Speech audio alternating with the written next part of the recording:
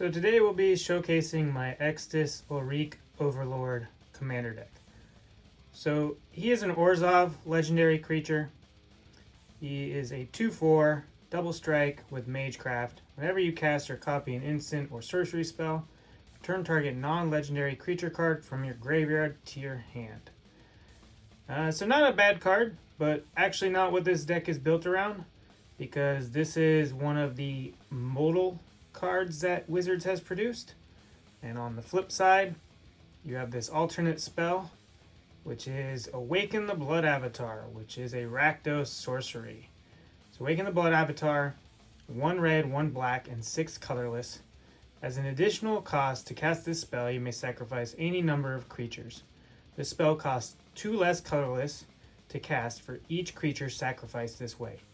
Each opponent sacrifices a creature. Create a 3/6 black and red avatar creature token with haste, and whenever this creature attacks, it deals 3 damage to each opponent.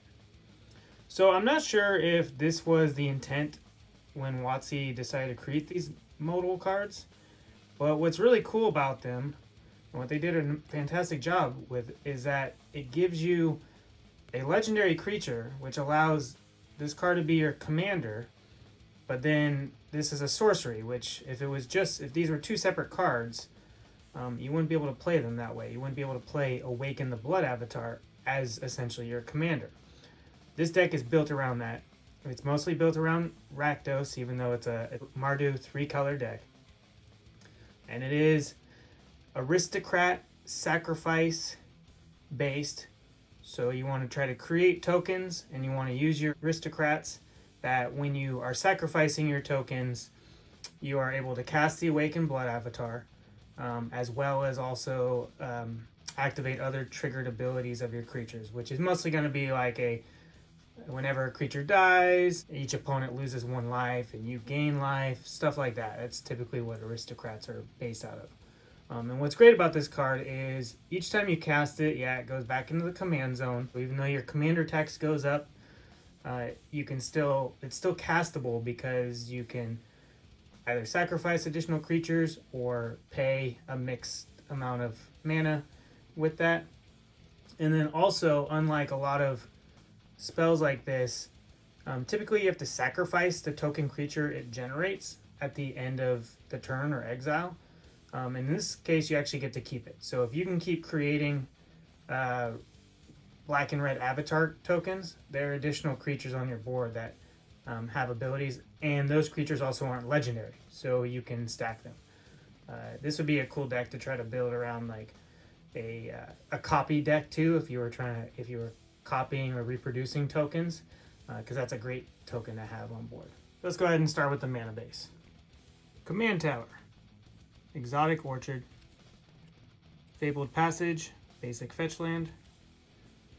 Command Beacon. So this is nice because you can put your Awakened Blood Avatar card into your hand, and it could save you the additional commander attacks in the late game. Jukabog, Graveyard Hate. Memorial to Folly, a little bit of recursion. Takanuma, Abandoned Mire, another utility recursion land.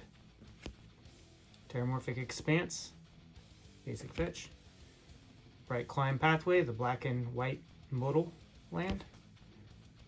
Vault of Champions, the multiplayer check land. Tainted Field. Cave of Koilos. Silent Clearing. Orzhov Basilica. Blood Crypt.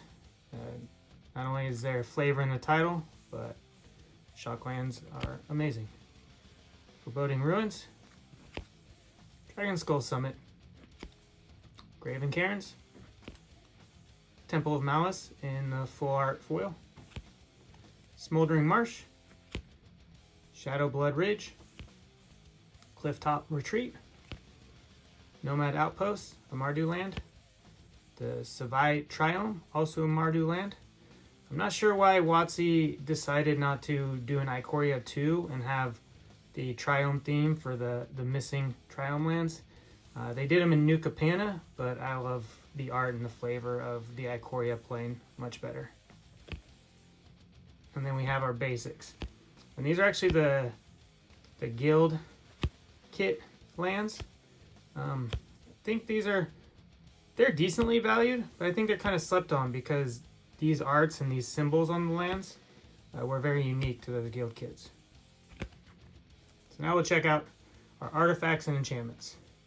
So we've got a soul ring, soul guide lantern, a little bit of graveyard hate, the arcane signet in the secret lair etched foil, the Rakdos signet in the secret lair, the Orzhov signet in the secret lair, talisman of hierarchy, talisman of conviction, Netherborn altar. So this is a nice artifact that can save you some mana in the late game with your Awaken the Blood Avatar. Commander Sphere, a little bit of mana rock with card draw. Solemn Simulacrum, a good for sacrifice decks with a little bit of basic land fetch. So Gift of Immortality, this is a nice recursion aura. Animate Dead, recursion aura. Oath of Ghouls, a recursion enchantment. Dreadhorde Invasion, token generation. Bastion of Remembrance. So this is one of those aristocrat type cards. Blightmound, this is also a token generation. Hidden Stockpile, not only a little bit of token generation, but also a sacrifice ability with that. I would probably add Bitter Blossom to this if I had another copy. And on to our interaction. So we've got some targeted removal, Path to Exile, Swords to Plowshares, Prismatic Ending. What's also cool about this card, remember, I wish it was instant, but if you can generate mana, even though this is only a 3-color deck, say you have like Exotic Orchard or something, you can cast this for 4 or 5 colors, you know, if you have the means to make it more usable. Savine's Reclamation, some graveyard recursion. Call the Coppercoats, token generation. Mythos of Snapdax, a cool utility board wipe. Malachor Rebirth, so a sacrifice recursion, really neat card. Deadly Dispute, card draw. Damn, with the Overload, it's a board wipe. Tybalt's Trickery, kind of a fun card because it's similar to a Chaos Warp, but in counterspell form. Bedevil, fits the flavor and it's targeted removal. Vanishing Verse, exile, targeted removal. Despark, another exile, targeted removal. Ink Shield, it's kind of like a fog, but it's also token generation. And Crackling Doom, nice to force your players to sacrifice a powerful creature. On to the meat. So this is the creature sacrifice portion of the deck. So you have the Planeswalker, Tybalt. So one of the biggest enemies of red decks, Mardu, is your opponent's abilities to gain life. So Tybalt prevents that. He's also token generation. Gutterbones, a recursion creature. Same with Blood-Soaked Champion. So Zulaport Cutthroat, the first of our aristocrat cards. Priest of Forgotten Gods. Nice sacrifice and card draw. Order of Midnight, a little bit of recursion, but you also get a body with it. Skursdag High Priest, a nice token generator. Reassembling Skeleton, a recursion creature. Blood Artist. Grim Hero Specs. Bowstrider, a sack outlet, also generates a token. Iara, First of Lockthwain, aristocrat. Yawgmoth, Thrawn Physician, a sacrifice outlet, but also is good for removal. Nightmare Shepherd, token generation. Sir Conrad the Grim, aristocrat. Tergrid, God of Fright. I would never build a commander deck around this because this card is broken. But in this sense, it's I can't see not having it in this deck. Esper Sentinel. Mothra Supersonic Queen, also Luminous Broodmoth, which is great recursion from white. Young Pyromancer, a little bit of token generation, plus since you're casting your commander as a sorcery, this helps.